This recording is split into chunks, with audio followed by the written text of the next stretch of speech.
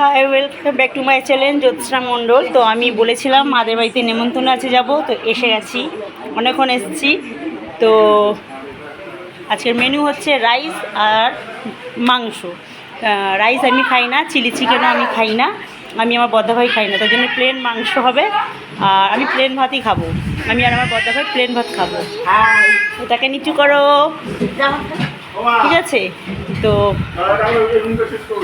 এই যে আমার বর বসে আছে, এই যে পড়ি ঘন্টু কোথায় গেল, এই যে ঘন্টু হাই করে দাও।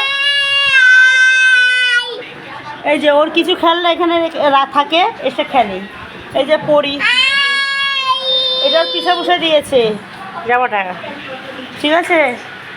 এই যে হাই করো,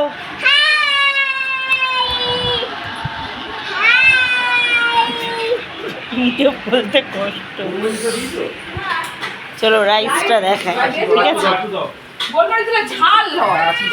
এই যে রাইস হচ্ছে, এই যে এদিকে বৌদিমণি, এই যে এদিকে মা, ঠিক আছে? আচ্ছা, পয়লা বৈশাখে সবাই গেছিল, এই যে একটা প্যাকেট, দুটো প্যাকেট, তিনটে প্যাকেট, এই একটা আছে রসগোল্লা,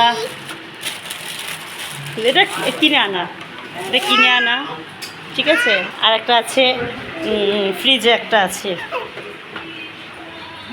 ওটা দুধের, ওটা এই যে এই একটা, এটা হচ্ছে ফ্রিজে, হালকাতে হয়েছে তাই জন্য, ঠিক আছে? পরি হাই হাই করে গেল। হ্যাঁ, হাই করেছো? ওমা, মা রান্না বান্না হচ্ছে।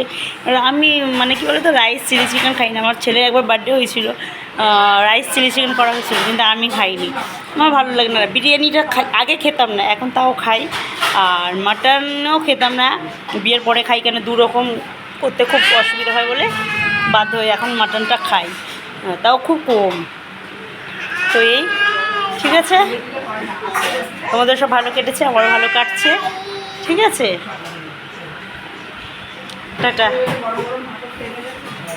চলো মাকে দেখাই, মা রান্না করতে ব্যস্ত। এই যে মা,